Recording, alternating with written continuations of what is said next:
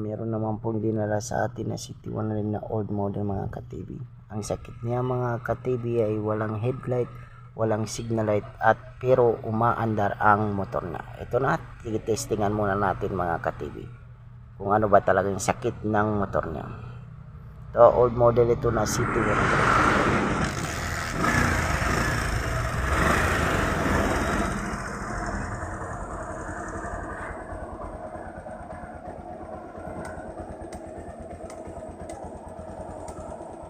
Talaga. Paano man ba na signal lightin? Wala gani. Pandar mo daw? Yan ang kanya. Pati battery ko nalubat. Wala na talaga? Wala. Kahit isang ilaw, wala gyud. Wala. Saan ang on-off ng ilaw na ito pa? Oo. Signal light, wala din. Wala. Wala din talaga. Bato wala rin. Sabay sila lahat. Sa mga ka-TV, walang signal light at walang headlight. Ito na mga ka-TV, aayusin natin yan. Ito na mga ka-TV yung motor ni Bossing. Gagamitan natin siya ng test light. Yan. Yan po yung sakit ng regulator. Diyan natin hahanapin yung nakakunik na wire na dalawa dyan po sa regulator niya. Yan, yung kulay yellow. Yan po, yung kulay yellow. Yan, dapat iilaw yung test light natin kung paandarin natin yung motor natin. Yan, pati yung blue na may guhit na puti. Yon. Yan po yung nagja-charge sa kanya. Yung blue na may guhit na puti, yung kulay yellow, yan naman yung ilaw niya sa headlight.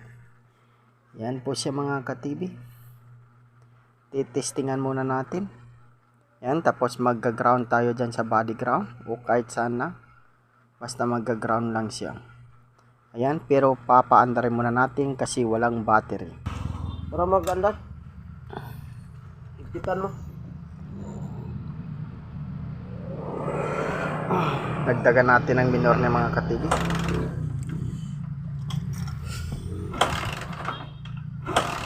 Ay. Bastos talaga ito ng motor, oy. Gago. Hindi pa gin magandar. Wala na kaning ilaw, wala na Mahirap paandarin. lahat-lahat. Hindi pa magandar. Ako na lang po nagpapa. Sige.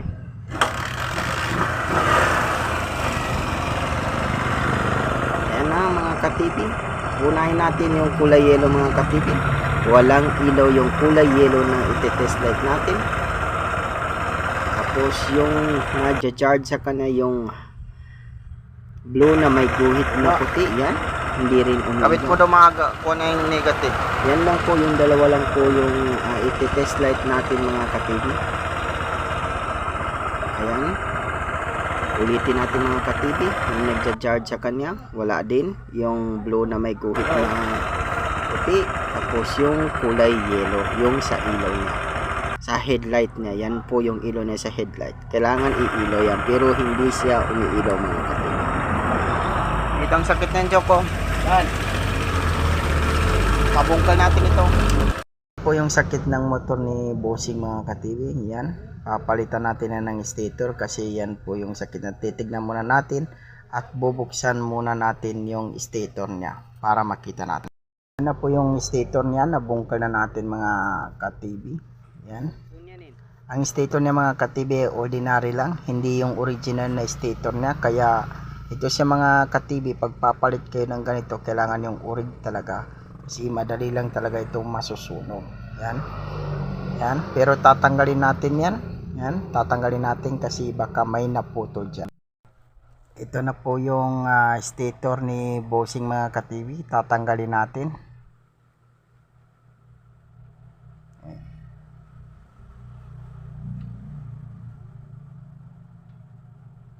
Ayan siya mga ka-TV. Tinanggal na natin para malaman natin kung putol ba o hindi yung stator ni Bossing. Pag putol siya mga ka-TV, ibig sabihin papalitan mo na talaga. Yan. Ano yan sa boss?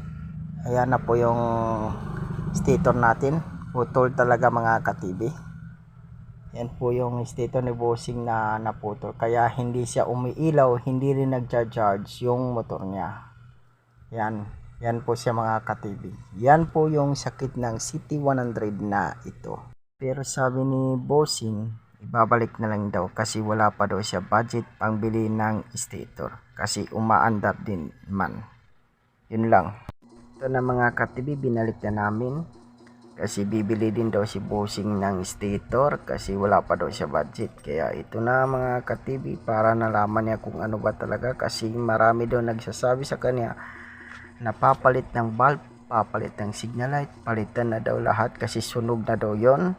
Pati ang wire sunog na daw, pero hindi yun ang tama mga ka-TV. Kasi stator lang pala yung sira ng motor niya. Mas lalaki yung damage niya kung bibili siya ng ganun. Ganun na po, maraming salamat.